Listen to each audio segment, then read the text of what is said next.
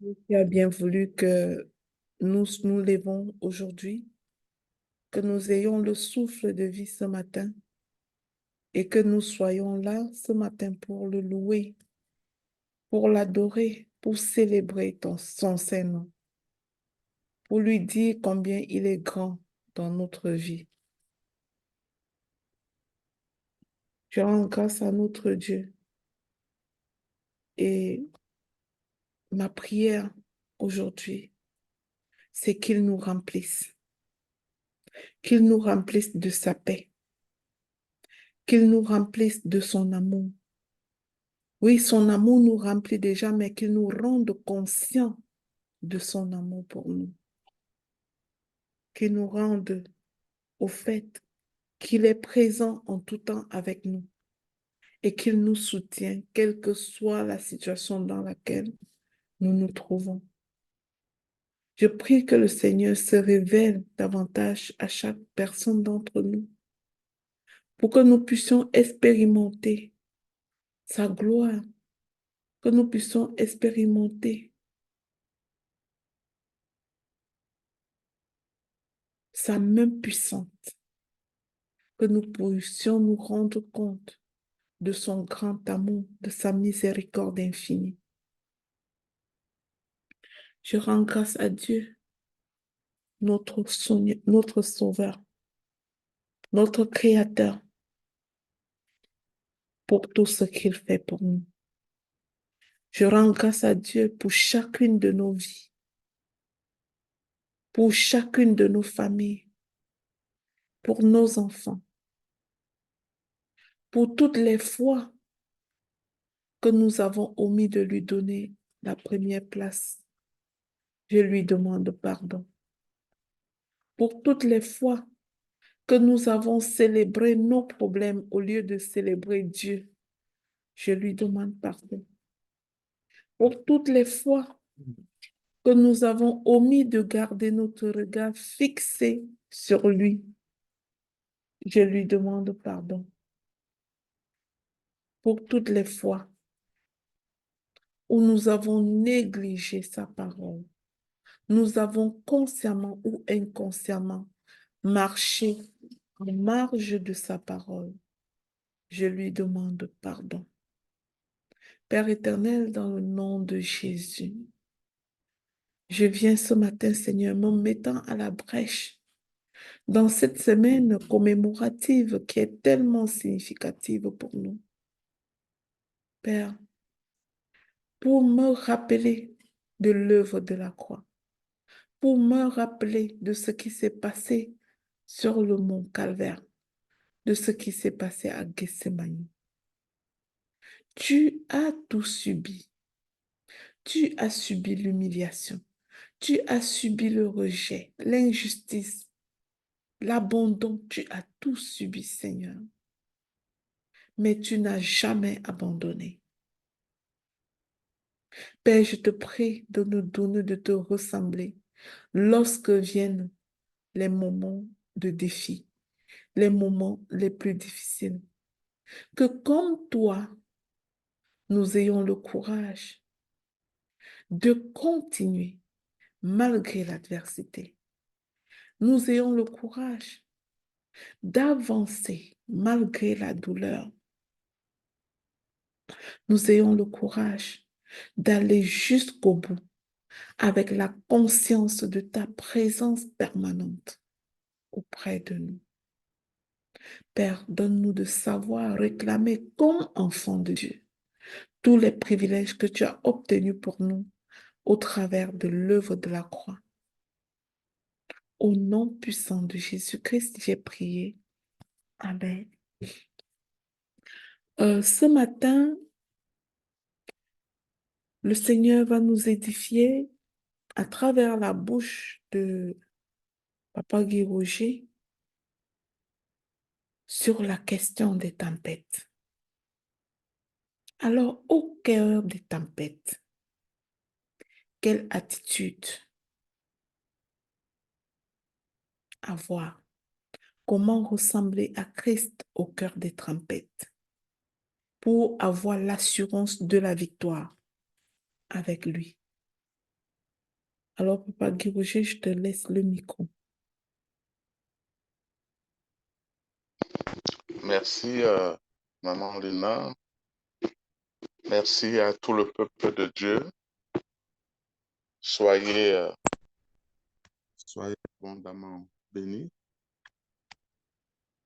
Merci à vous qui vous êtes levés ce matin pour qu'on puisse ensemble se tenir à la brèche, n'est-ce pas? Pour nous, pour tous ceux-là qui dorment encore, ou pour tous ceux qui sont déjà debout et en pleine activité, mais qui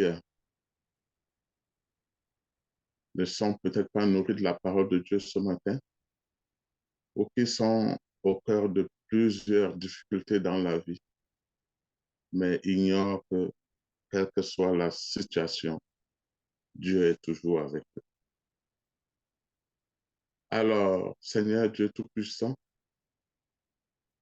que tes vives eaux inondent mon cœur et que ton Saint-Esprit, Seigneur notre Dieu, soit au contrôle de toute parole qui sortira de ma bouche ce matin.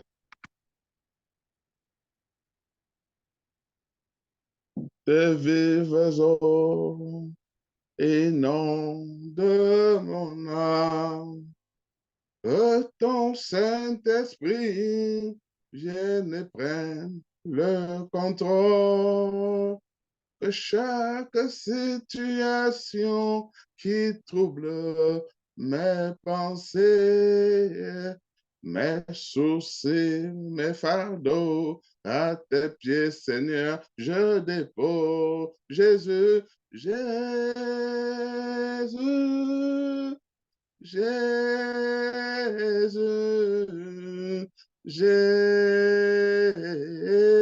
Jésus.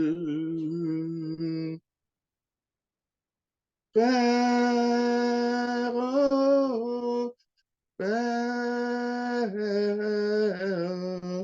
Père,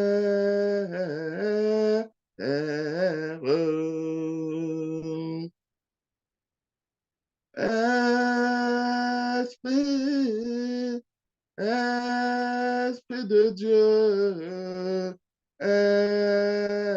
Esprit, Esprit,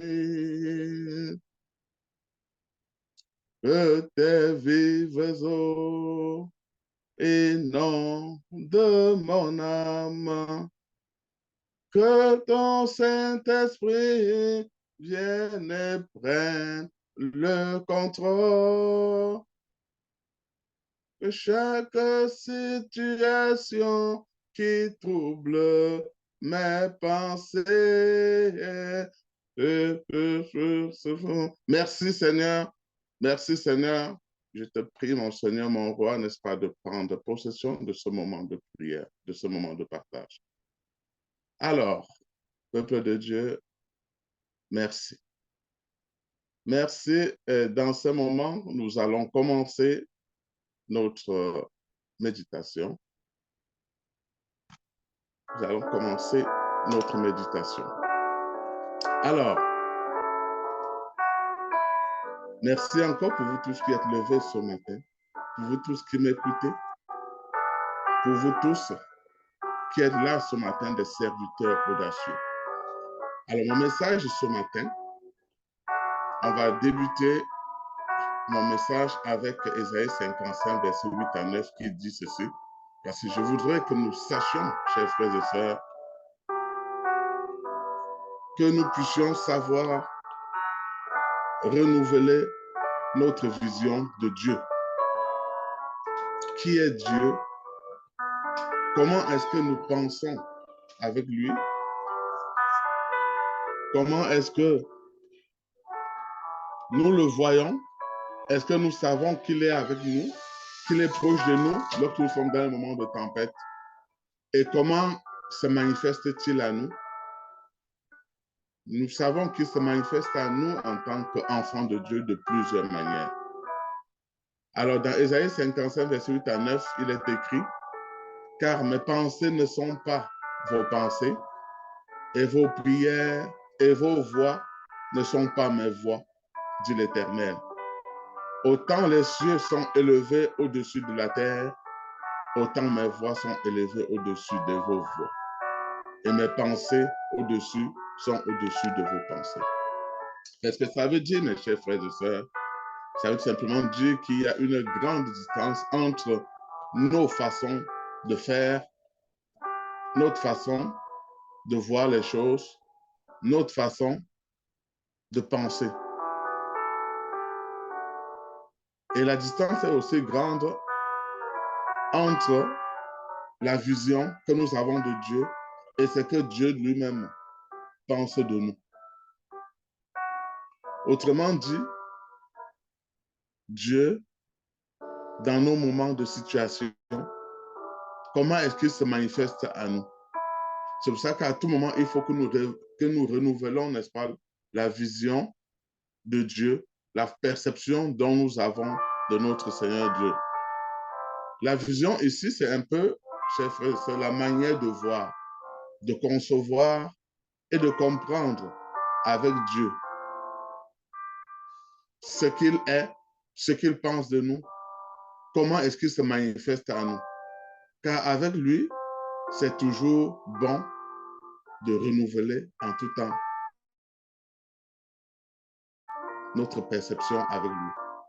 Notre manière de voir, notre manière, chers frères, c'est de concevoir, de comprendre Dieu. Et tout cela se fait à travers la parole. Alors, le titre de mon message aujourd'hui, c'est « Renouvelle ta vision, ta compréhension de Dieu ». Et comment ça se fait? Comment on peut le faire? C'est à travers les difficultés, les tempêtes, les soucis, les inquiétudes de notre vie. Est-ce qu'en ce moment-là, Dieu est avec nous? Est-ce qu'en ce moment-là, nous allons vers lui parce que c'est lui qui a le pouvoir? Est-ce qu'en ce moment-là, nous fixons les yeux sur lui? Alors, ce matin, on va partager 3 types de tempêtes.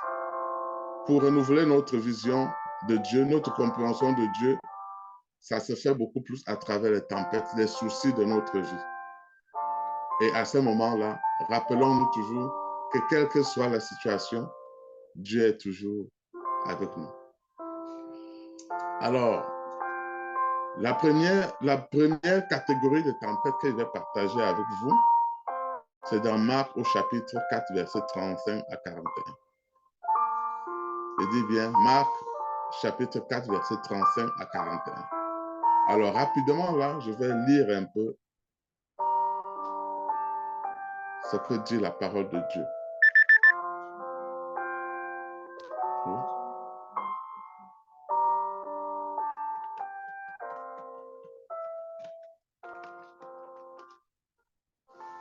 Alors, dans Marc, chapitre 4, verset 35 à 41, c'est là où Jésus apaise la tempête. Alors, il est écrit dans la parole, ce jour-là, ce même jour, sur le soir, Jésus leur dit, passons de l'autre côté, passons de l'autre bord. Après avoir renvoyé la foule,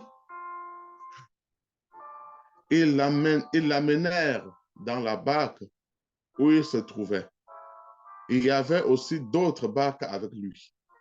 Il s'éleva un grand tourbillon, une grande tempête, et les flots se jetaient dans la barque, au point qu'elle se remplissait déjà. Et lui, il dormait à la poupe sur le coussin.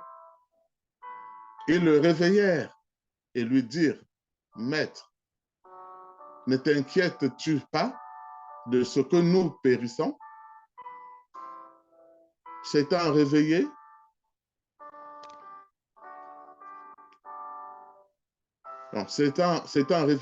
il menaça le vent et dit à la mer, « Silence, tais-toi !» Et le vent cessa.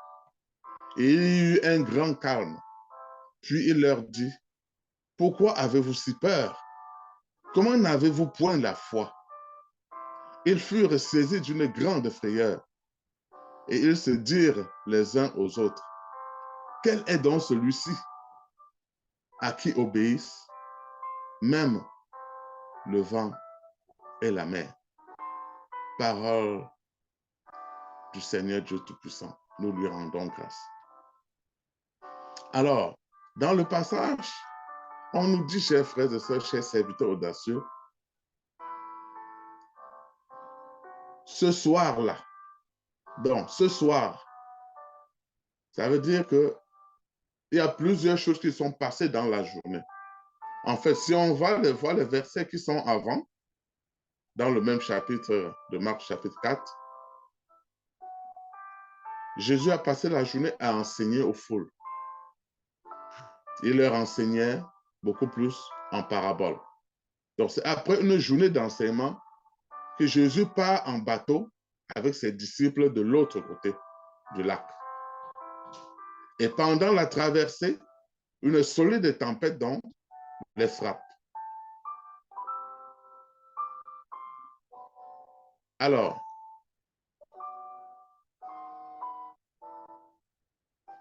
ce n'est pas donc parce que Jésus était avec les disciples, avec eux dans la barque. Ils étaient avec lui, proches de lui.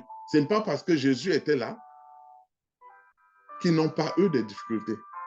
À ce moment-là, Jésus était encore présent physiquement. Mais les voilà dans une grosse tempête. Ayant passé la journée à enseigner en paraboles. Donc, les paraboles, c'est dans ces récits imagés qui permettent à Dieu de que Jésus nous enseignait par ça pour nous permettre de comprendre, n'est-ce pas, le royaume de Dieu. Cette journée-là, par exemple, il a enseigné sur le royaume de Dieu est comme une graine de moutarde. Il a enseigné sur, par exemple, la parabole du semeur. Mais en fin de journée, il leur dit, passons de l'autre rive. Et c'est là, pendant qu'ils sont en train de traverser, que le problème arrive.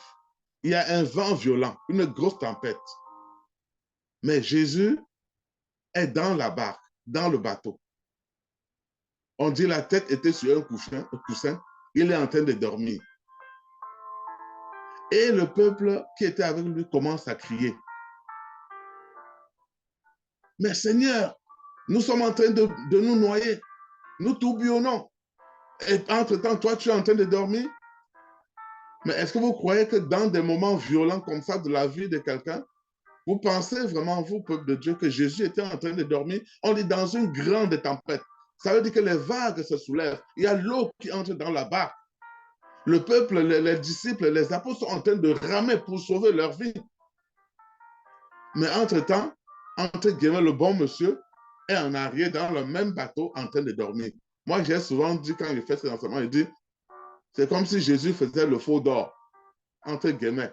Il voulait tester la foi des apôtres. Il voulait tester la foi des disciples.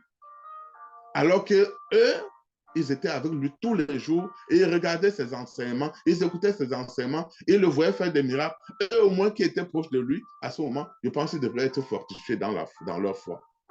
Mais dans ce moment de tourbillon, de grande tempête, c'est là où Jésus s'est rendu compte que malgré que j'étais avec eux tous les jours, ces enfants, ces disciples n'ont pas la foi. Ce qu'il faut retenir, là, chers frères et sœurs, c'est qu'il y a quelque chose qu'il faut savoir. C'est que les disciples, c'est nous, c'est vous, c'est n'importe qui a des soucis dans sa vie. Et parfois, nous oublions que Jésus est celui-là qui peut nous apporter du secours. Mais au moins ce jour-là, les disciples, les apôtres étaient dans la même pirogue avec Jésus. Et pendant qu'ils criaient, Jésus dormait. Mais ils ont eu la présence d'esprit quand même de le secouer, de le réveiller. Pour qu'il constate lui-même ce qui était en train de se passer. Les tourbillons, les difficultés qu'ils étaient dedans. Ils étaient sur le point de se noyer. Alors, c'est quelque chose qui doit nous enseigner. On devrait toujours faire appel à Jésus quand on traverse une épreuve, quand on traverse une tempête difficile dans notre vie. Dans ces moments, qu'est-ce qu'il faut faire? C'est d'aller voir Jésus.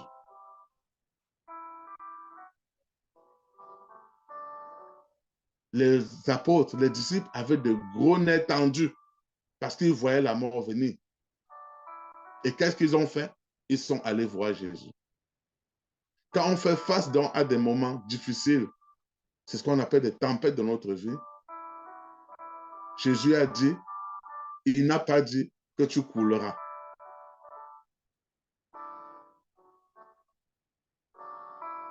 Il n'a pas dit que tu tomberas. Si tu es allé vers lui, si tu es allé lui poser le problème, si tu as tourné ton regard vers lui, la première chose qu'on devrait donc faire en tout temps, chers frères et sœurs, c'est de ne pas se décourager, de faire appel à celui qui peut calmer les tempêtes de notre vie. Jésus fait toujours quelque chose.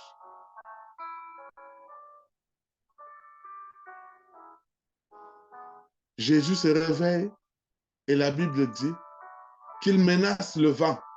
Il parle au vent, il parle au lac, il parle à nos problèmes. Il intervient dans notre vie quand on fait appel à lui. Et il dit un seul mot, silence, calme-toi. Alors le vent s'arrête de souffler et tout devient super calme dans notre vie à ce moment quand nous sommes allés vers lui. Tout devient calme dans la vie des disciples. Là, il leur parle. Pourquoi vous avez peur? Pourquoi vous avez peu de foi? Après tout ce qu'on vient de vous enseigner aujourd'hui, après la parole qu'elle vient de vous donner aujourd'hui, vous avez douté encore?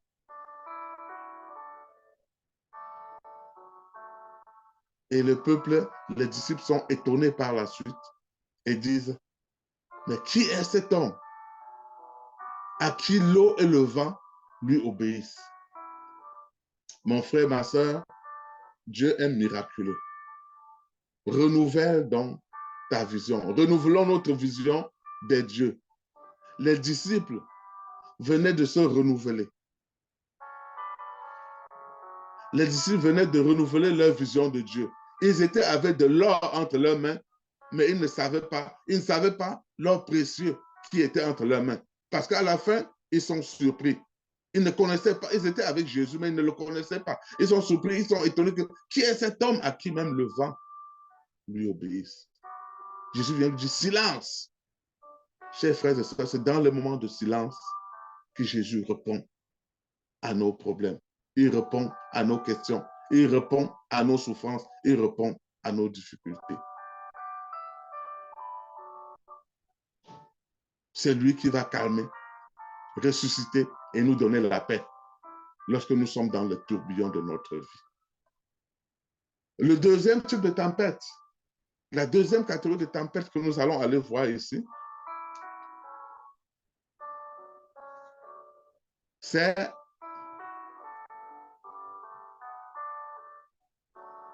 Jésus qui est toujours avec les apôtres. Il leur dit, il est temps que nous passons de l'autre côté. Il leur dit, précédez-moi de l'autre côté, j'arrive. Je vais rester renvoyer la foule.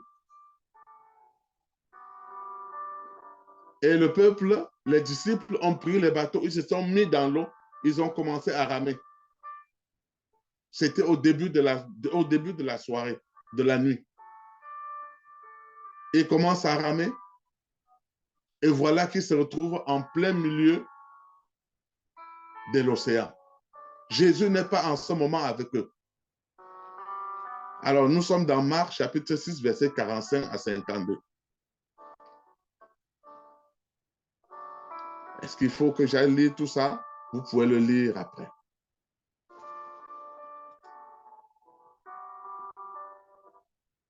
Parce que si je vais aller lire, ça doit être long. Alors, il est dit, aussitôt, dans le verset 45, à plus, aussitôt après, il obligea ses disciples à monter dans la barque et à passer avant lui de l'autre côté, vers Bethsaïda, pendant que lui-même renvoyait la foule. Quand il l'eut renvoyé, et s'en alla sur la montagne pour prier. Le soir étant venu, la barque était au milieu de la mer et Jésus était seul à terre. Il vit qu'ils avaient beaucoup de peine à ramer, car le vent leur était contraire. À la 4e veille de la nuit environ, il alla vers eux, marchant sur la mer, et il voulait les dépasser.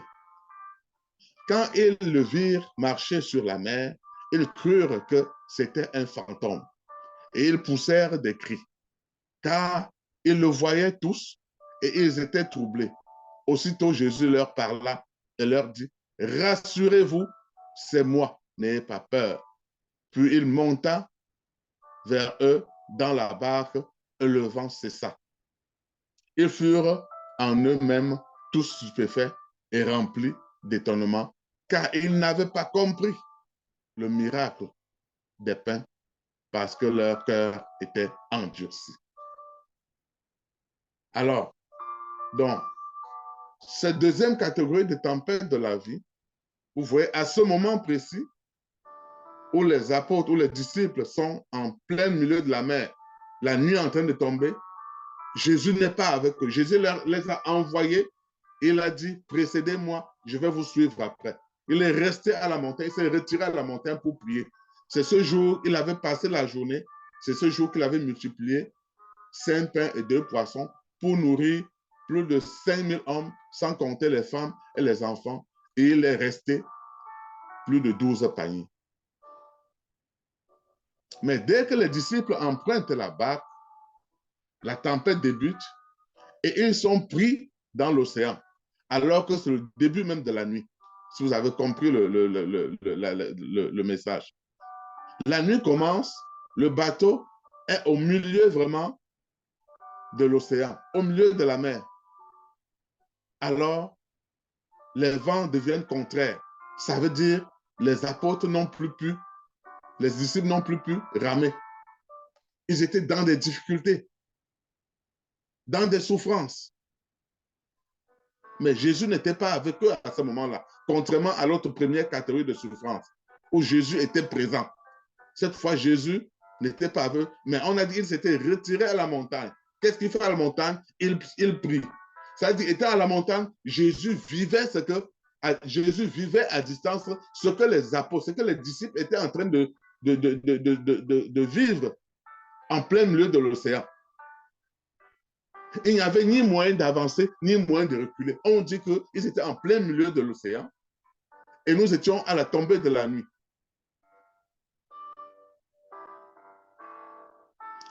Jésus ayant observé leurs soucis, ayant observé leurs peines, sûrement les disciples ont dit, cette fois Jésus n'est pas avec nous, nous sommes cuits.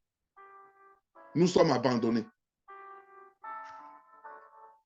Mais Jésus était de loin et il les observait. Il savait ce qui se passait. Et il a décidé d'aller les secourir. Peut-être à ce moment, il ne pensait même pas qu'il devait faire recours à Jésus. Parce que là, Jésus n'était pas physiquement présent. Il dit, mais voilà, on l'a laissé de l'autre côté. La première tempête, il était avec nous. Maintenant, il n'est pas là. Qu'allons-nous faire? Est-ce qu'ils ont pensé à ce moment à crier vers Jésus? Mais Jésus, ayant senti qu'ils étaient dans des souffrances, est venu vers eux. Et c'était dans la nuit. Ils ont ramé dans l'eau pendant des heures, pendant des minutes, pendant des heures. On a dit que c'était un début de soirée, de début de la nuit que la situation s'est posée. Ils ne pouvaient ni avancer, ils ne pouvaient ni reculer. Mais Jésus arrive. Jésus s'élève, puis vient vers eux en marchant sur l'eau.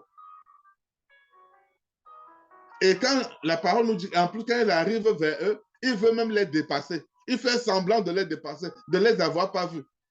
Mais quand ils ont vu Jésus, quand ils l'ont vu venir, ils ont pensé à un fantôme. Donc là, ils avaient double problème à ce moment. Le premier problème, ils luttent avec la tempête, ils luttent avec le vent.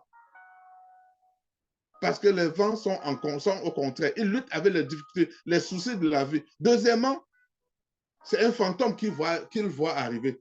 Alors là, vous ressentez, chers frères et sœurs, la frayeur que les apôtres, que les disciples ont eu à ce moment-là. Et Jésus est venu, il a fait semblant de les dépasser. Donc Jésus a fait semblant de ne les avoir pas vus. mais il venait à leur secours. Donc Jésus fait semblant de les dépasser. Les disciples le voient marcher sur l'eau et ils croient que c'est un fantôme. Ils ont donc une double peur. Ramer et tomber en plein milieu de la mer,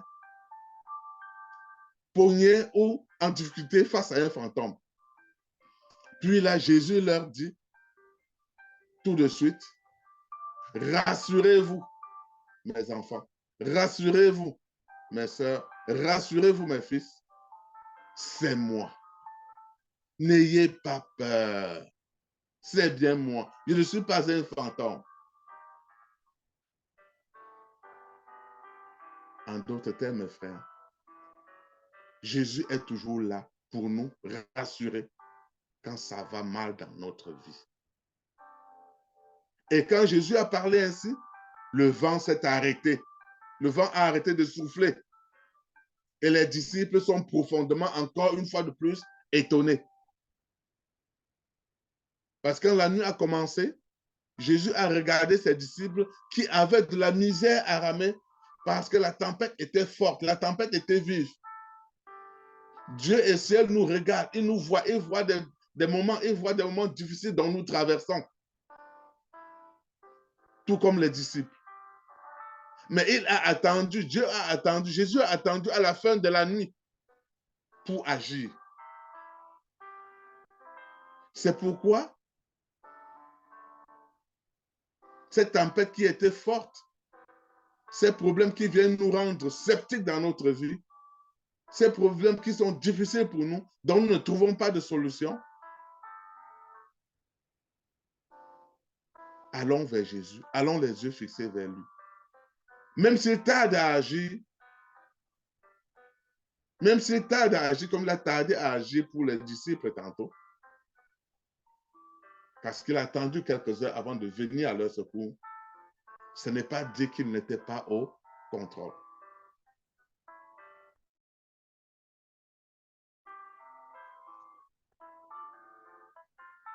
Les disciples avaient juste obéi de traverser, ils avaient obéi à la parole de Jésus. Jésus leur avait dit, prenez la barque et précédez-moi.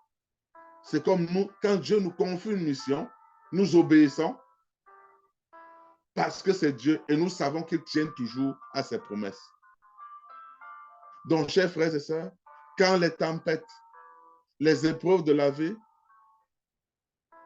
nous arrivent, que cela ne nous empêche pas de voir Jésus. Même si on ne le voit pas, comme le peuple, les disciples dans la barque ne le voyaient pas, ils voient ce dont nous traversons. Et il vient toujours vers nous pour nous assurer, pour nous secourir. Lui, il était à la montagne. Je prends la montagne comme le ciel. Quand on est à la montagne, on voit tout ce qui se passe dans le ravin. On voit tout ce qui se passe dans la mer. Il est là, il nous observe, comme des caméras braquées sur nous. Pendant que nous croyons qu'il est absent, c'est à ce moment même qu'il est en train d'agir pour nous. Ça me rappelle cette parabole de Saint Augustin. Je pense que c'est bien lui. Donc, un enfant était en train de pleurer. Un enfant était en bordure de la mer. Il était en train de pleurer. Il était en plein désert. Il pleurait, mais en pleurant, il essayait d'avancer parce qu'il était dans de grosses difficultés. Il y a des pas pendant qu'il avançait, il y a des pas qui se dessinaient dans le sable. Il voyait comme c'était ces pas qui se dessinaient dans le sable parce que malgré tout, il essayait d'avancer. Et il pleurait à Dieu, mon Dieu, pourquoi tu m'abandonnes? Et Jésus lui dit, et Dieu lui dit, c'est justement parce que les pas que tu vois là, ce ne sont pas tes pas. C'est moi qui t'ai porté sur mon dos. Ce sont mes pas que tu vois dans le sable là. Je t'ai plutôt porté sur mon dos et je suis en train d'avancer avec toi malgré l'adversité. Pensons aussi, chers frères et sœurs, que Dieu est toujours là pour nous étonner par sa manière d'intervenir dans notre vie. Il est toujours là pour nous secourir et c'est vraiment important. Il est toujours là pour nous étonner comme il a étonné les disciples dans les moments de tempête. Il est toujours là pour calmer les tempêtes de notre vie.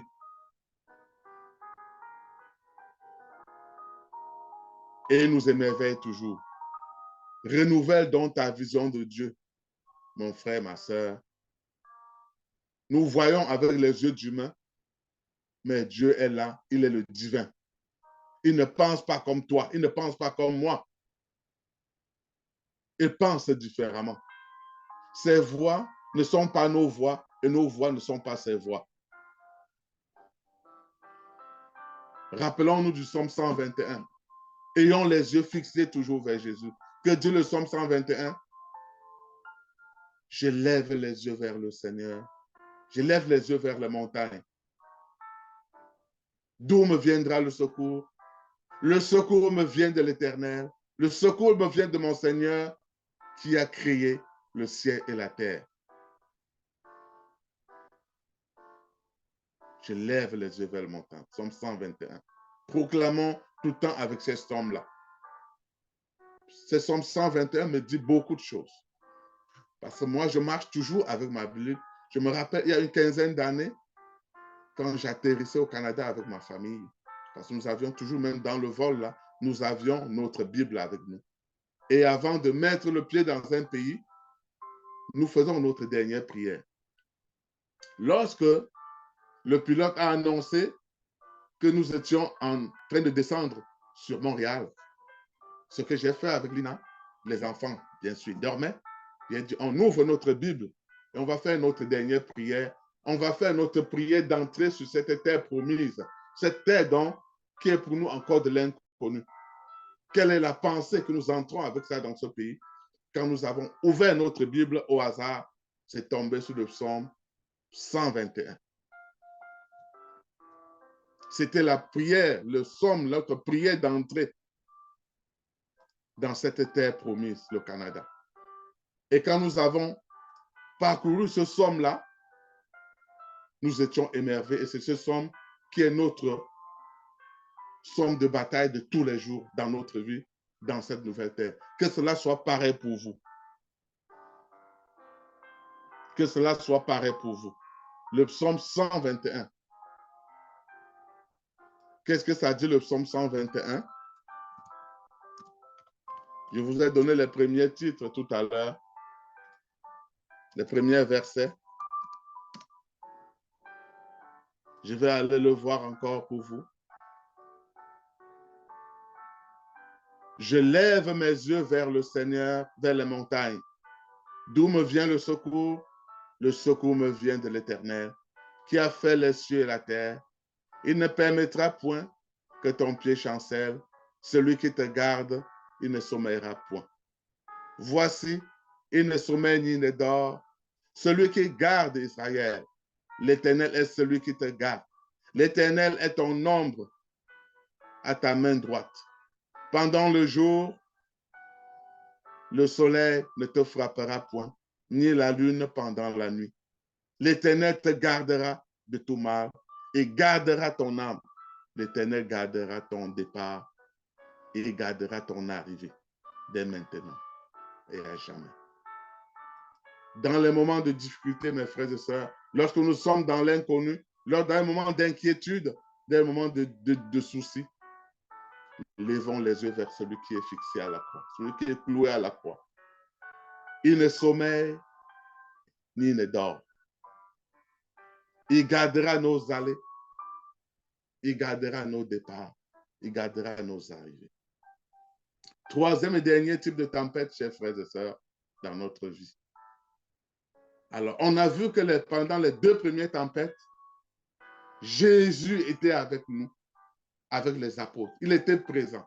Dans la première, il était présent avec eux dans la barque physiquement. Dans la deuxième, il était encore sur la terre avec eux, mais à distance, il les observait parce qu'il testait leur foi. Il voulait voir à qui il voulait confier sa mission quand il devait partir de ce monde. Il voulait voir à qui il léguait un testament pendant qu'il devait passer par l'agonie pour donner un sens à notre vie. Alors, le troisième type de tempête, chers frères et sœurs, on peut aller le voir dans Acte 27. Là, cette troisième catégorie de tempête-là, Jésus était déjà mort sur la croix et ressuscité. Et il est même parti, il est monté au ciel parce qu'il était ressuscité le troisième jour. Et là, maintenant, c'est notre vie de chrétien de tous les jours qui entre en jeu. La vie de l'Église qui commence avec les disciples. Puis, Paul avait pris le relais. Alors, nous connaissons bien l'histoire de Saul, appelé, dont le nom a été baptisé Paul. Il a accepté Jésus. Celui-là qui était le persécuteur des enfants de Dieu, il est devenu l'apôtre de Dieu, de Jésus. Et le voilà, parce qu'il a changé radicalement, il est devenu un gagnant des âmes plutôt. Maintenant, c'est tous ceux pour qui il travaillait qui sont contre lui. C'est tous ceux-là qui veulent sa mort. Il faut qu'il soit jugé. Et alors, le voilà, il est mis dans la barque avec d'autres prisonniers. On l'a mené à Rome pour le juger. On peut le lire, chers frères et sœurs, dans Actes chapitre 27. Les voilà qui sont dans la barque, parce qu'on l'a mis, ils sont des prisonniers attachés, ils sont dans la barque et on est en train d'aller les juger. Alors dans Actes 20, 27, à un moment donné, au moment de bouger le bateau avec les prisonniers et l'équipage, Paul leur a dit, la tempête, il leur a dit, le moment n'est pas favorable pour aller ramer, pour voyager. Est-ce qu'on peut attendre un peu? Mais ils ne l'ont pas écouté. Dans Acte 27, verset 20, le soleil et les étoiles ne parurent pas pendant plusieurs jours. Ils se sont donc jetés à la mer alors que les cieux étaient tout noirs. L'ouragan venait à l'horizon. Paul leur a dit, patientons un peu avant de partir. Ils ont dit non, nous sommes des pros, nous sommes des professionnels, nous savons ce que nous faisons. Tu n'es qu'un prisonnier, tu dois te taire. Pendant plusieurs jours, ils ont ramé. Et dans Acte 27, verset 20, le soleil et les apôtres ne parurent pas pendant plusieurs jours et la tempête était si forte. Donc pendant qu'ils sont partis, quelques temps après, ils sont tombés maintenant dans une grande tempête qui était si forte que, comme dit Paul, nous perdîmes enfin toute espérance de nous sauver. Les difficultés de la vie étaient tellement fortes. Le problème de santé était tellement fort pour une personne qu'il a dit, moi je pense que non, il n'y a plus d'espoir, c'est la mort qui est en train d'arriver. Parce qu'il ventait si fort. Il n'y avait pas de soleil, pas des étoiles. Ça brassait de partout. L'eau tourbillonnait. Et la tempête restait toujours aussi forte pendant plusieurs jours. Et les navigateurs, l'équipage ramait, souffrait, étaient dans des difficultés. C'est alors que Paul s'est levé au milieu d'eux. On peut le lire dans Actes 27, verset 21. Alors Paul, se tenant au milieu d'eux, leur dit, « Oh homme, il fallait m'écouter et ne pas partir de Crète, parce qu'il partait de Crète pour aller à Rome. Il fallait m'écouter et ne pas partir de Crète afin d'éviter le péril et tout ce dommage. » Il avait conseillé au départ donc à l'équipage de ne pas bouger parce que c'est un homme de Dieu. Il savait, l'Esprit Saint lui avait parlé. Et c'est comme ça dans notre vie, chers frères et sœurs. Parfois, tu te retrouves en plein cœur des problèmes, d'une tempête dans ta vie qui est par ta propre faute. Comme on a dit tantôt. Une personne de rien du tout vient te donner des conseils. Tu ne veux pas l'écouter. Tu t'embarques parce que tu es trop fort. Mais quand en plein milieu du chemin, tu trouves des difficultés, c'est là que tu te souviens, tu dis, si j'aurais su, j'aurais pris le conseil que mon pasteur m'avait donné, j'aurais pris le conseil que l'apôtre m'avait donné, j'aurais pris le conseil que mon épouse, mon enfant m'avait donné. À ce moment, on se met à regretter. L'équipage n'a pas été sage d'écouter Paul. Et ils étaient tous maintenant dans la peur de mourir. Depuis 14 jours, il était noir. Et le vent tourbillonnait, le vent soufflait. Ils ne pouvaient pas avancer. La cargaison était pleine de marchandises, avec 276 passagers à bord. 276 passagers. Dans Acte 27, verset 22, à un moment donné, en pleine nuit, Paul se lève. Paul a eu une vision. Dieu lui a parlé. Il fallait qu'il transmette le message à l'équipage. Dans Acte 27, verset 22. Maintenant, je vous exhorte à prendre courage. Subitement, voilà le Sauveur qui arrive. Je vous exhorte à prendre courage, car aucun de vous ne périra. Et il n'y aura de perte que celle du navire. Un ange de Dieu à qui j'appartiens et que je sers m'est apparu cette nuit et m'a dit, Paul, ne crains rien, ne crains point.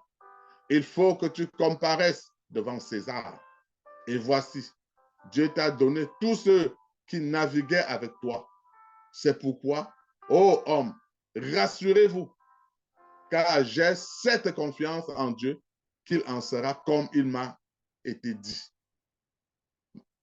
Mais nous devons échouer sur l'île. Voilà un message de réconfort à 276 personnes dans le navire et des cargaisons qui sont en plein cœur de tempête. Voilà un message de réconfort. Un message qui vient les booster. Paul leur dit, le Dieu que je sers m'a dit qu'il n'y aura aucune perte humaine.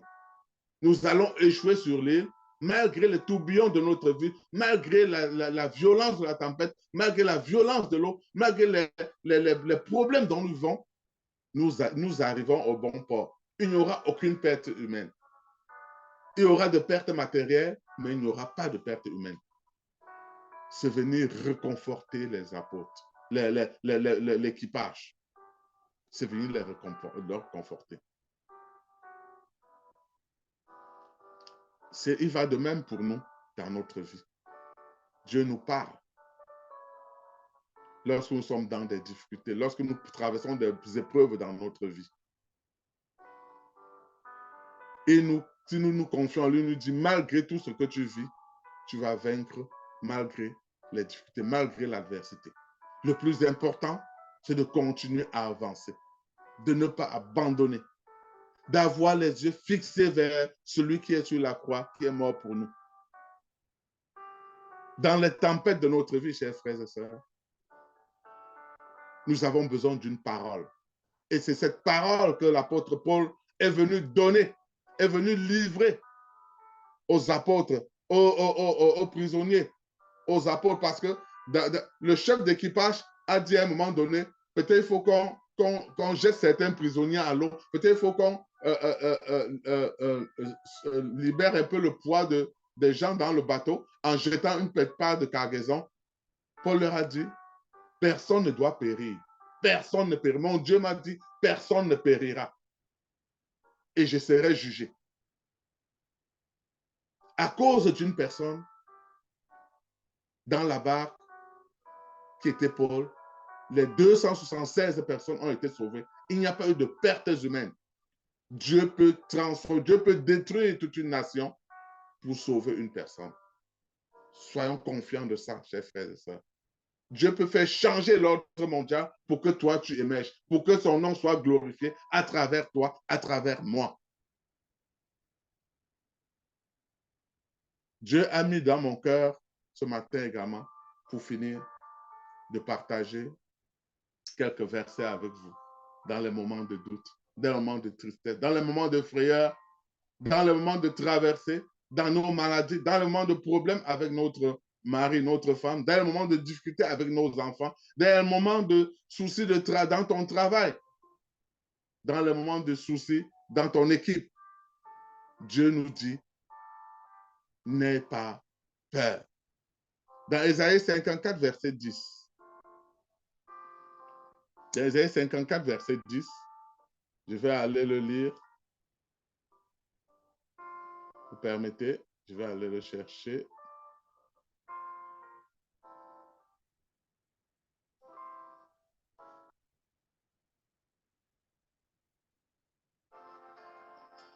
Donc, je vais aller chercher. Alors, dans Isaïe 54, verset 10, il est écrit, quand les montagnes s'éloigneraient, quand les collines chancelleraient, mon amour ne s'éloignera point de toi. Et mon alliance de paix ne chancellera point, dit l'Éternel qui a compassion de toi. En d'autres termes, mon cher frère, ma soeur, quelles que soient les circonstances de ta vie, de ma vie, les tempêtes de notre vie, Dieu ne sera pas ébranlé. Il a compassion en nous, il est là pour nous soutenir, il ne sera pas ébranlé. Dieu est puissant. Dieu sera toujours là pour t'aimer, pour m'aimer. Il sera toujours là pour apaiser la tempête, les douleurs que nous avons, en restant près de toi, près de moi, pour ne pas laisser que cette tempête-là vienne nous éprouver. Dans Deutéronome 31, verset 6, un autre verset, fortifiez-vous et ayez du courage. Ne craignez point et ne soyez point effrayés devant eux, car l'Éternel, ton Dieu, marchera lui-même avec toi. Il ne te délaissera point, il ne t'abandonnera point. Mon frère et sœur, dans quelle que soit la difficulté que tu traverses maintenant, moi aussi, prenons courage, tenons bon, ne craignons rien, ne nous laissons pas effrayer, car Dieu sera toujours là pour marcher devant moi, devant toi, pour nous donner du courage. Il nous tirera à chaque fois de notre peur, pour que nous soyons courageux et victorieux de toutes les circonstances de notre vie. Notre Dieu marchera toujours avec nous. Dans Isaïe 41, verset 10, il dit, ne crains rien, car je suis avec toi. Oui, c'est ça qui vient à compléter cela. Je suis avec toi. Dans Philippiens 4, verset 13, il dit encore, je puis tout par celui qui me fortifie. Philippiens 4, verset 13, je puis tout par celui qui me fortifie. En d'autres termes, mon frère, ma soeur, tu peux faire face à toutes les difficultés, mais grâce à Jésus, il t'en donnera toujours la force. Ça ne veut pas dire que les difficultés ne seront pas là. Les difficultés sont toujours là. Ce n'est pas facile. On doit le faire face à ça, mais Jésus est toujours là pour nous fortifier. Le dernier verset, c'est Isaïe 43, versets 2 à 5. Si tu traverses les eaux, je serai avec toi. Et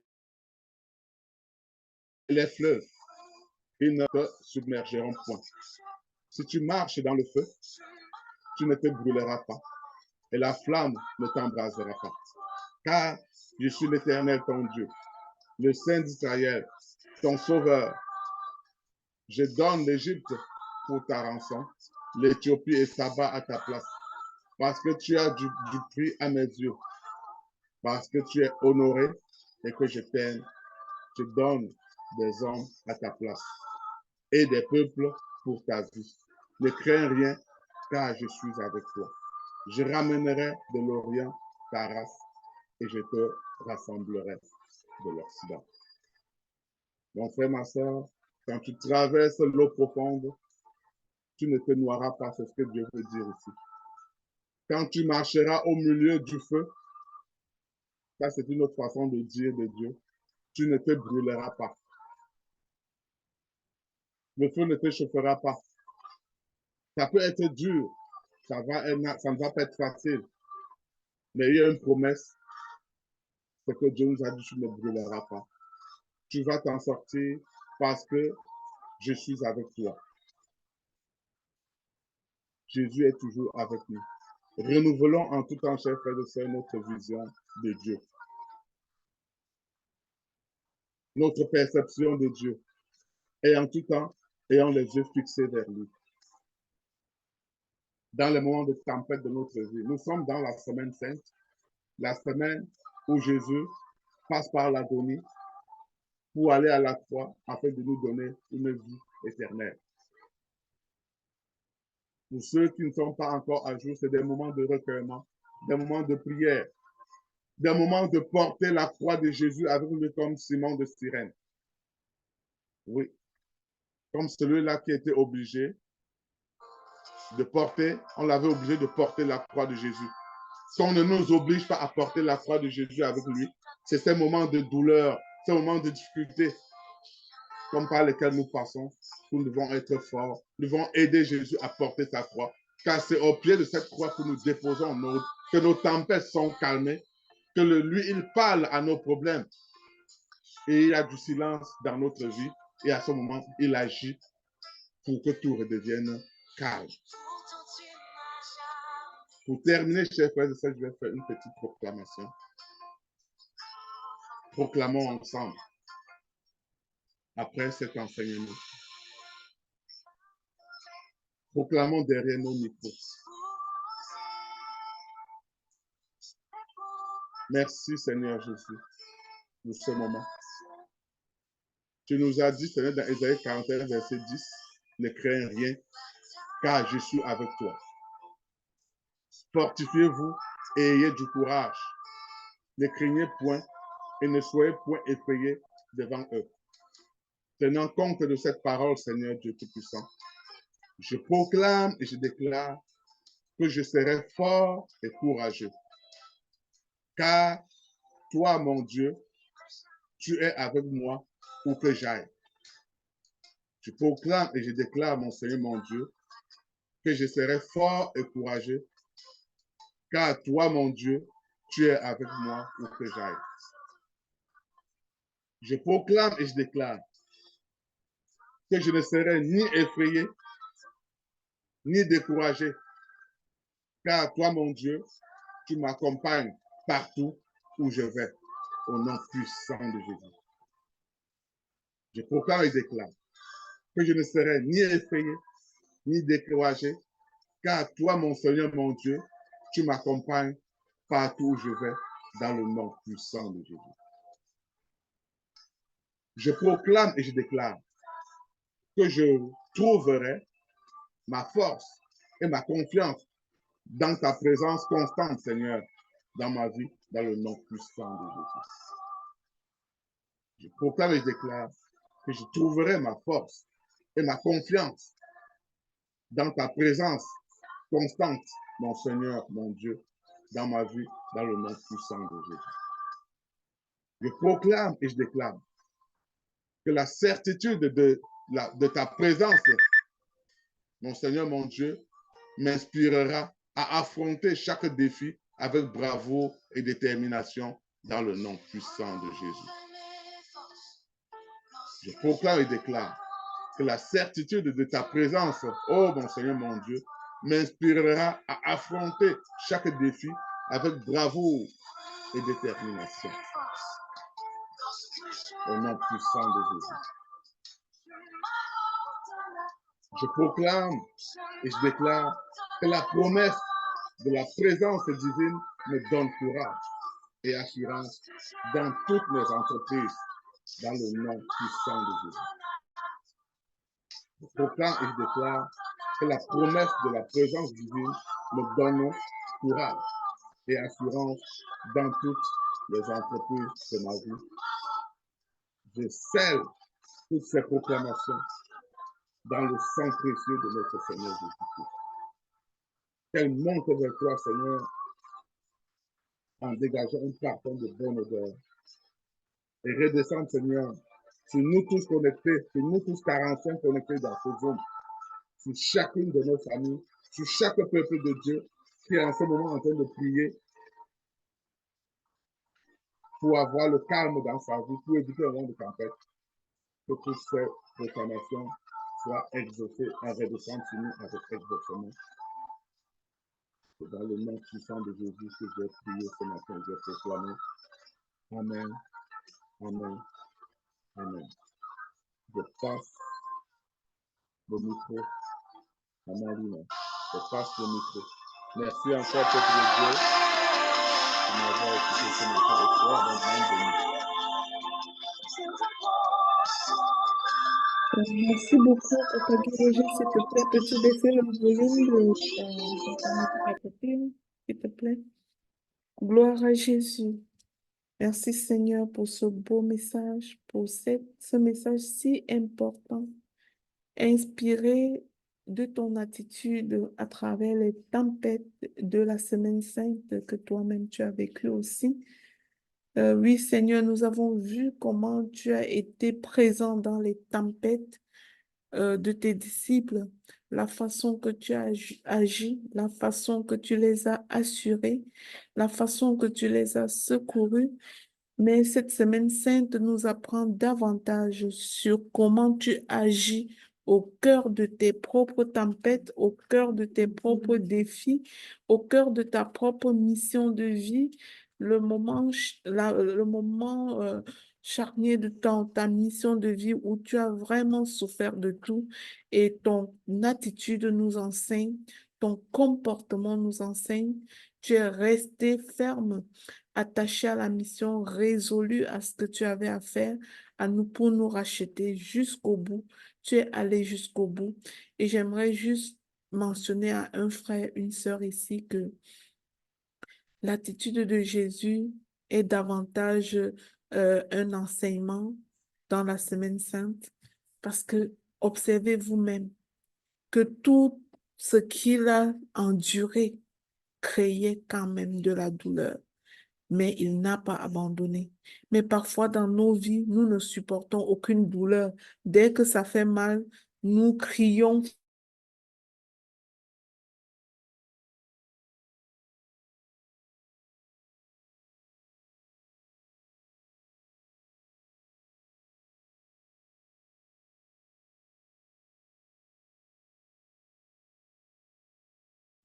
Maman, ton micro est fermé. Oui. Oh my Oui. God. Alors, gloire à Jésus. Bah, merci de m'avoir fait remarquer ceci. Donc, ce que je disais, c'était que je bénis l'Éternel pour ce message de ce matin, qu'il est le Dieu Tout-Puissant et il nous montre quelle est la bonne attitude à prendre, que nous avons vu quelle a été la façon dont Jésus a secouru ses disciples alors qu'il était vivant sur terre au cœur des différentes tempêtes. Mais je disais, puisque nous sommes dans la semaine sainte, son attitude au cœur de ses propres défis, les défis de sa propre mission de vie, nous enseigne davantage. La semaine sainte, c'est la période charnière de ses propres souffrances pour nous. Il a porté la croix, il a été déchiré dans sa chair, il a été humilié, traité injustement, insulté, rejeté. Il a souffert tout ça et il est allé jusqu'au bout. Je nous faisais observer que il n'est pas allé jusqu'au bout parce que ça ne faisait pas mal. C'est vrai que dans sa chair, ça faisait mal, mais il est allé jusqu'au bout. Et parfois, lorsque nous avons mal, nous autres, dans notre vie, aussitôt que nous avons mal, nous crions fort, nous râlons, nous nous plaignons, nous murmurons, nous disons pourquoi moi, pourquoi ça m'arrive, pourquoi ci, pourquoi ça. Nous ne sommes pas calmes et nous avançons en disant, mon Dieu, j'irai jusqu'au bout avec une foi que tu es présent et je suis sûre que tu me secours, que ta main n'est pas assez courte pour me secourir, comme dit la parole. Donc, nous voyons que l'attitude de Jésus, c'était une attitude de persévérance dans la tempête pour lui-même dans la semaine sainte. Et je disais, ce n'est pas parce que ça ne faisait pas mal. La preuve en est que à un moment donné, quand c'était trop fort, il a eu à dire, mon Dieu, si tu pouvais éloigner de moi cette coupe, mais seulement que ta volonté soit faite et non la mienne. Que ta volonté soit faite et non la mienne. Alors, je voudrais prier pour que le Seigneur nous donne cette force de la foi, qu'il nous donne le courage de ramer à travers les tempêtes avec l'assurance qu'il est là, qu'il nous donne le courage de tenir bon jusqu'au bout avec l'assurance de la victoire car le combat lui appartient. Et nous avons vu que à travers les tempêtes de ses disciples, c'était lui le véritable combattant. Le combat lui appartient et ils ont été victorieux de tout cela. De bout en bout, ils ont été victorieux. Lorsque c'est venu fortuitement et même lorsqu'ils ont cherché. Avez-vous remarqué qu'il y a eu des types de tempêtes qui arrivent dans nos vies parce que c'est nous qui avons cherché? Et c'est à ce moment-là que la culpabilité veut nous tuer. On peut se dire, ça c'est ma faute, je l'ai fait, c'est moi qui l'ai fait. Malheureusement, je ne suis plus bonne, je ne suis plus avec mon Dieu. Non, la parole dit que même lorsque c'est nous qui avons cherché, le Seigneur ne nous laisse pas tomber. Il peut détester notre comportement, mais il continue de nous aimer parce que nous sommes ses enfants. Il peut reprimer un comportement que nous avons, mais il continue de nous aimer. Nous avons l'assurance de son amour, l'assurance de son secours de Père. Il est notre Père. C'est pour ça que Jésus nous disait, quand vous priez, dites notre Père. Quand on dit mon Père, ça veut dire qu'on dit celui qui m'aime, celui qui est présent contre vents et marées, celui qui est présent malgré tout. Quand tout le monde t'a abandonné, ton Père sera le dernier qui t'abandonnera. Si c'est un Père qui sait ce que ça signifie être Père, il est le dernier qui abandonnera son enfant.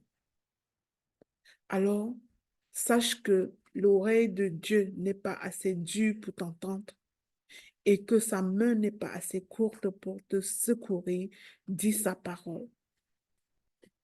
Et pour terminer, je voulais juste dire à une personne ici que lorsque les tempêtes arrivent, c'est parce que Dieu est vivant, mais l'ennemi aussi.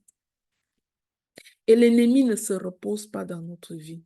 Autant Dieu est là pour nous secourir, autant l'ennemi joue à ses ruses dans notre vie. Et je voulais dire à une personne ici, tu ne gagneras pas l'ennemi, tu ne gagneras pas Satan la bouche fermée. À chaque fois que tu seras au cœur de la tempête, sache que Satan est en train de parler sur ta vie. Alors réponds-lui. Tu ne le gagneras pas la bouche fermée. Comment tu lui réponds? Tu lui réponds de la même manière que Jésus a répondu dans Matthieu au chapitre 4. Tu lui diras que tu as l'assurance de la présence de ton Dieu. Tu lui rappelleras les promesses de ton Dieu, les différents versets qu'on vient de lire tantôt. Mon Dieu est avec moi. Tu déclareras ça à haute voix. Tu ne penseras pas seulement, mais tu ouvriras ta bouche pour dire ça. Je te dis une chose, que l'ennemi n'a pas peur de toi. Le diable n'a pas peur de toi, mais je vais t'assurer de quelque chose, c'est qu'il a peur de ce que tu peux déclarer. Il n'a pas peur de toi, mais il a peur de ce que tu peux déclarer.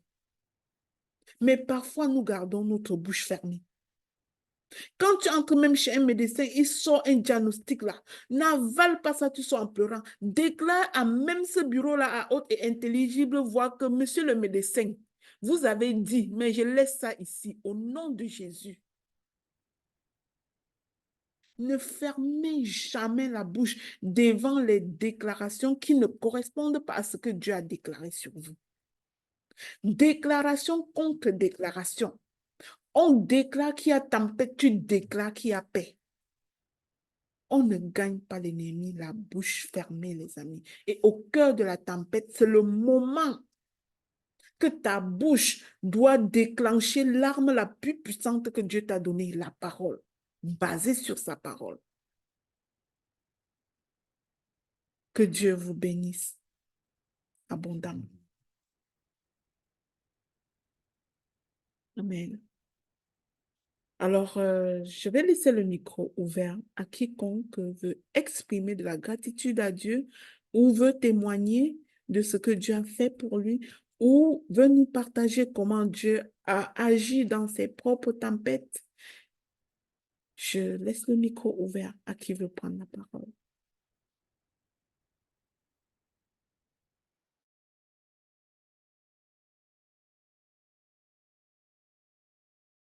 Oui, Nadine. Merci.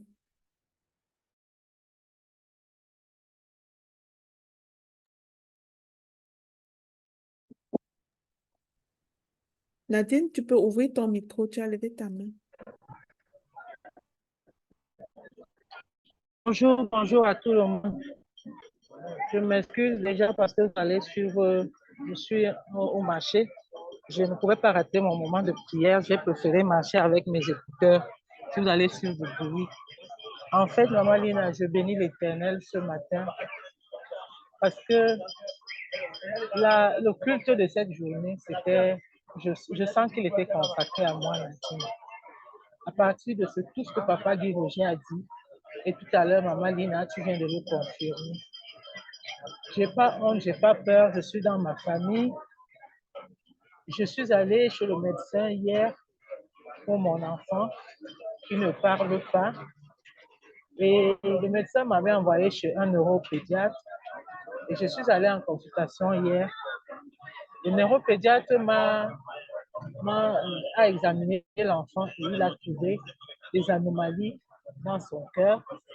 Et puis, elle a été détectée de trisomie 21. Moi, je suis infirmière. Maman Lina, je vous dis, tout le monde, mes frères, je n'étais pas sûre. Les gens ont souvent dit, mais mon enfant, elle ne faisait pas vraiment, elle ne présentait pas vraiment les signes d'un enfant qui faisait la trisomie 21. Parce que j'avais juste mis dans ma tête que c'est un enfant que j'ai demandé à Dieu et il a fait ses plans, lui-même il connaît les plans qu'il a voulu faire. Il a établi pour qu'elle soit comme ça, qu'elle ait certains retards à marcher, retard à parler. J'ai remis entre les mains de Dieu. Et lorsque j'ai eu le diagnostic de ces problèmes, toutes ces maladies hier, j'étais pas totalement, mais un peu effondrée parce que c'était de la manière dont il me l'a annoncé. C'était comme un coup de massue sur ma tête. Je suis venue à la maison. Pendant que je suis arrivée à la maison, j'ai dit, Seigneur, que ta volonté soit faite sur Samuel. Je t'ai demandé Samuel comme on a demandé enfant à Dieu. Et tu as donné Samuel Anne. Je suis Anne. Et aujourd'hui, j'ai Samuel. Si telle est ta volonté, Seigneur, qu'elle soit faite.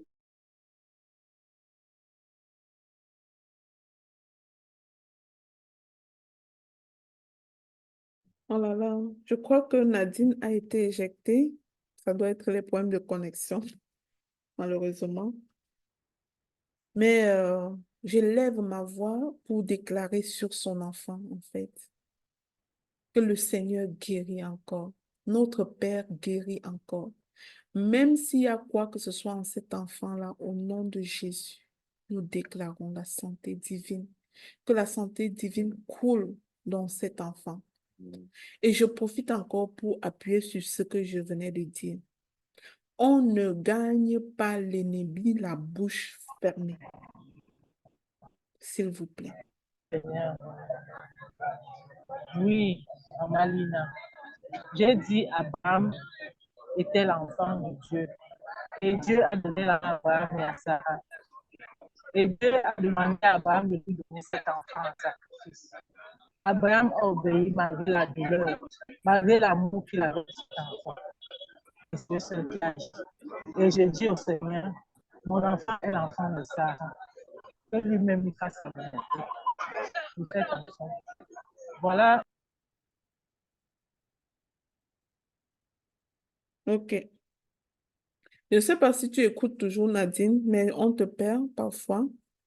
Mais parfois, j'aimerais vous dire ceci. Quand tu sors de chez un médecin, qu'on t'a dit des choses bizarres, que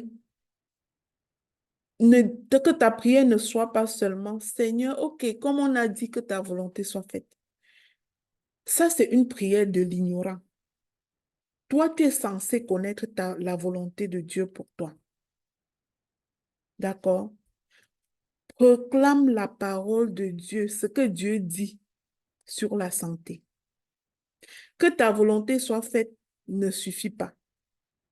Dis que Jésus a déjà vaincu sur la croix et nous avons la santé divine en héritage. Je déclare que mon enfant est en santé parce que c'est la santé qui est ta volonté, qui est déclarée, qui est promise dans ta parole. Dis vaguement que ta volonté soit faite. C'est comme accepter même cette maladie-là. Non, jamais, jamais. On n'accepte pas.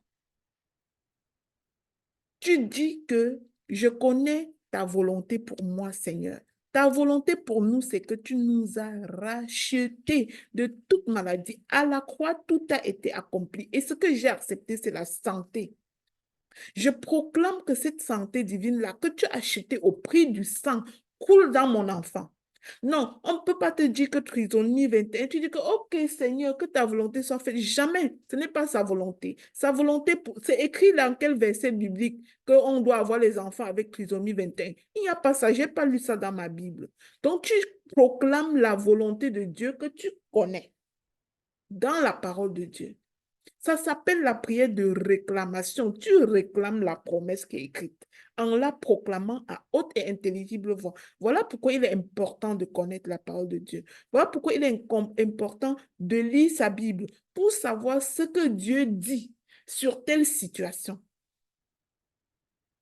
Pour savoir ce qu'il dit sur telle situation. Quand on dit qu'il a redonné vie à une main desséchée, la personne aurait pu dire que, ok, comme ma main est desséchée, Seigneur, que ta volonté soit faite. Jamais. Non. L'aveugle aurait pu dire que, ok, comme Bartimée aurait pu dire, ok, Seigneur, comme mes yeux ne voient pas, que ta volonté soit faite. Non, mais il a dit, Seigneur, tu peux ouvrir les yeux. Je crie à Jésus pour qu'il me donne la vue. Et Jésus lui a donné la vue. Notre Dieu guérit encore. Mes frères et sœurs, que le témoignage de notre sœur, même si elle ne m'écoute plus, nous enseigne. Que ça nous enseigne pour dire que il y a des paroles que lorsque ça sort de ta bouche, ça signifie j'accepte, ok? Donc, refuse ce type de paroles. La seule parole que tu acceptes et que tu t'accroches dessus, c'est ce qui est écrit dans la Bible, même si ça ne correspond pas à ce que tes yeux voient. C'est-à-dire, tu vois ton enfant qui ne parle pas, mais tu proclames et tu déclares que Dieu a fait tout enfant, tout être humain, et lui a donné la parole à la bouche. Alors, tu proclames que ton enfant parle, même si ce n'est pas ce que tu vois. Tu vas appeler ce qui n'existe pas pour que ça vienne à existence à travers la parole de Dieu que tu connais. Et c'est parfois ça qui nous manque. Ne pas être capable de voir avec la foi et non avec nos yeux. Parce que parfois, on est faible face à ce qu'on voit avec nos yeux et on se dit, oh mon Dieu, c'est arrivé, papa, que ta volonté soit faite. Non, on connaît sa volonté, elle est écrite. Et pour que ce soit sa volonté, il faut que moi je voie ça dans sa parole. Ce que nous avons tous vu dans sa parole, c'est que même les plus grands malades comme Job, on finit par être délivré par Dieu. On finit par connaître la victoire par Dieu. Même Lazare, le lépreux, est mort. Même de la mort, il s'est réveillé par Dieu. Vous voyez?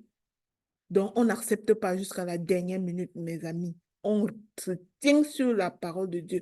On se tient sur ce que Dieu dit de nous et on n'accepte rien qui soit contraire à ça. Quel que soit le temps que ça va prendre, on proclame que la parole sur notre enfant. Et l'enfant là va parler. Moi, je vais vous faire un témoignage. J'ai eu mon enfant, un médecin qui a dit que ma fille était trisomie 21. J'ai dit dans son bureau que je refuse, je laisse ça ici. Ça ne marche pas. Elle a dit que tu dois interrompre cette grossesse parce que c'est un grand handicapé. Ta vie ne fera plus jamais rien. Je lui ai dit que qui a dit? Toi, tu n'as pas de parole à dire sur ma vie. Et quand mon enfant est né, 0 trisomie 21, mais si je l'avais écouté, et dit que, ok, le médecin a dit, Seigneur, que ta volonté soit faite. Jamais, jamais, je connais la volonté de mon Dieu. Que Dieu vous bénisse abondamment.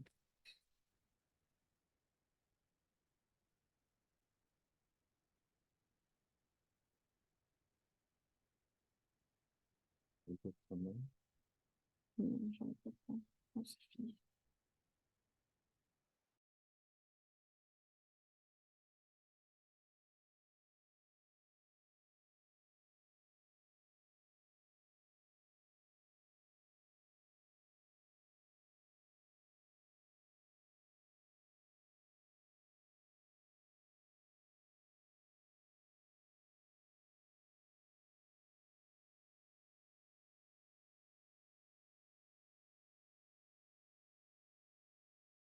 Bon, d'accord, je vois qu'il n'y a plus de main. Alors, je vais vous souhaiter vraiment un très bon Tridium pascal. Que Dieu vous bénisse abondamment, que le Seigneur nous fasse du bien. Restons attachés à sa parole et souvenons-nous que nous avons notre temps de jeûne et prière. Nous allons travailler, faire des efforts pour vivre en communion, en intimité avec le Saint-Esprit pendant les 7 premiers jours du mois d'avril. Ce sera un très, très grand moment. Ce sera vraiment un très, très grand moment. Je vous invite à être présent, à inviter un frère, une sœur avec vous pendant ces premiers 7 jours du mois. Papa Guy Roger qui veut faire son témoignage. Donc, je lui laisse la parole.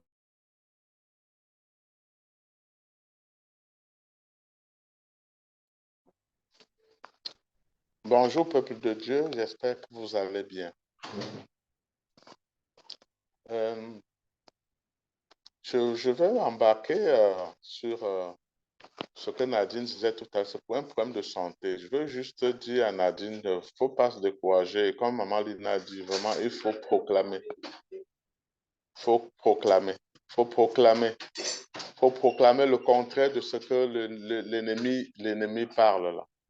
Et à toute fois, à tous les moments, ayons les yeux fixés, ayons nos yeux fixés vers notre Dieu, sur la croix. Parce que cette croix-là qui est notre sauveur, c'est cette croix-là qui est notre guérison, c'est cette croix-là qui est notre vie.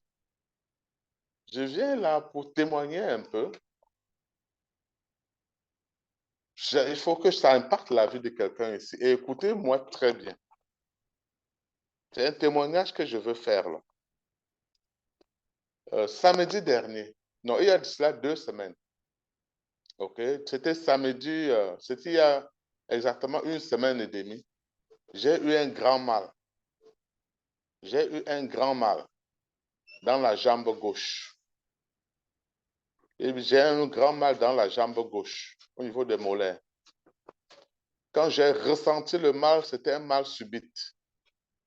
Alors, immédiatement, je me suis mis à prier et j'ai prié avec Lina. Nous, on a attrapé mon pied en question, on a prié dessus parce que c'était un mal atroce.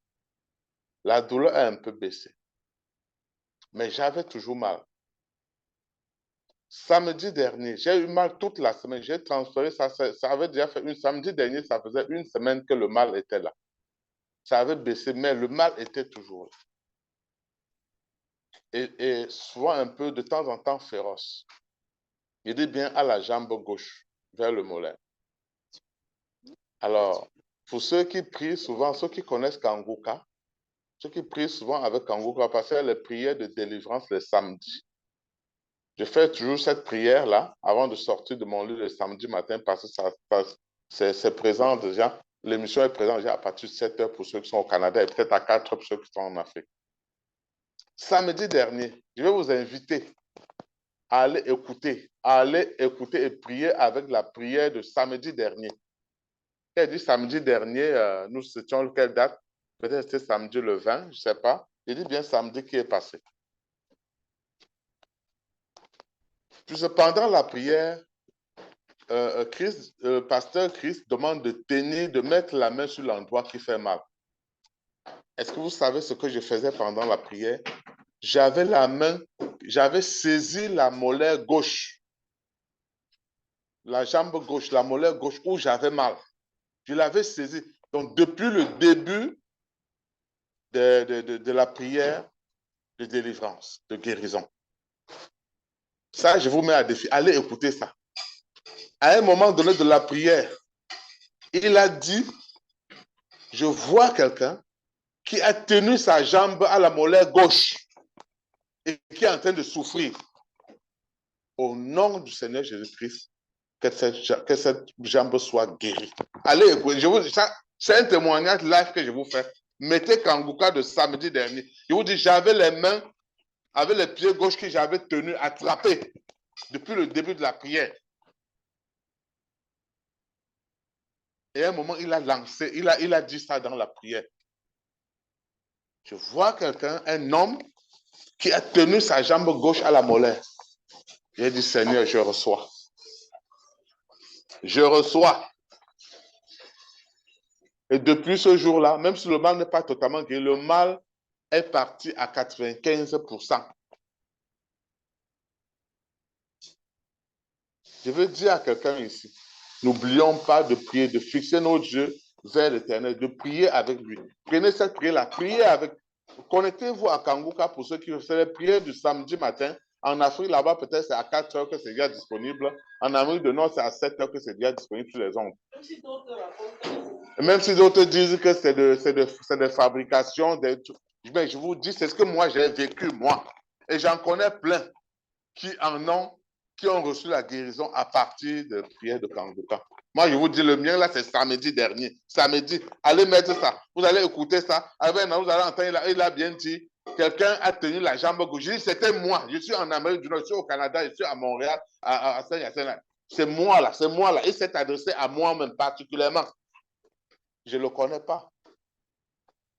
Mais ça m'amène, quand j'ai eu cette guérison, j'ai pensé immédiatement à des personnes qui ont le même problème de pied. Parce que quand Dieu te donne une guérison, là, c'est parce qu'il y a des gens aussi également autour de toi qui ont ce problème-là et qu'il faudrait que tu pries pour ces personnes pour que ta guérison puisse, par exemple, les contaminer, entre guillemets. Et il y a quelqu'un dans ce Zoom-là, maintenant, quand j'ai eu la guérison-là, j'ai pensé à cette personne. Il y avait 2 personnes dans ce Zoom, Florence et Maman Zio. Quand j'ai eu cette guérison-là, immédiatement, je me suis mis en prière pour Maman Épiphanie Zio, qui est dans ce Zoom-là, je crois maintenant, et Maman Florence, qui sait qu'à ce moment-là, ils avaient des douleurs de pied. Parce que je sais, parce qu'on est je suis un peu proche d'eux. Donc, ce que je vous dis, c'est des réalités. Quelle que soit la situation, quelle que soit la tempête que tu traverses, mon frère, mets-toi en brèche, mets-toi en prière, proclame, déclare. Nos prières, nous-mêmes, peuvent nous faire guérir entre nous. Mais si on a là où on a des prières de guérison, connectons-nous, participons à la prière et de façon sincère. Et mais en tout temps, ce qu'il faut savoir, c'est qu'il faut déjà avoir un cœur pur, un cœur de sanctification. Et on peut être sauvé. Ton salut peut venir de partout. Même si c'est un petit enfant, de par le petit enfant, ton salut peut arriver. Dans mon enseignement de tout à l'heure, c'est à cause de Paul qui était dans le navire, dans le bateau, que 276 personnes, membres d'équipage, ont été sauvés. Le bateau a été détruit. La cargaison, tout ce qui était dedans a été détruit. Mais aucune personne n'a perdu la vie, malgré la sombre tempête. Donc, je fais ce témoignage-là pour appeler quelqu'un ici à se mettre à la brèche. Si tu penses que tu n'es pas malade, mets-toi en prière pour l'autre, même que tu ne connais pas, qui est dans des problèmes, qui est dans des difficultés, afin que le Seigneur puisse également lui sourire dans le moment de calme ou dans le moment de tempête pour apaiser la tempête de nos cœurs. Merci. J'espère que vous avez compris mon message. Soyez abondamment bénis. Et comme Lina disait, bonne semaine sainte. Restons accrochés à la croix. Apportons nos fardeaux devant le crucifié. Mettons au pied du crucifié. Parlons-lui. Mais en tout temps, menons une vie de sanctification. Et c'est par là que nous obtiendrons le salut dans tout ce que nous faisons. Merci, soyez abondamment bénis.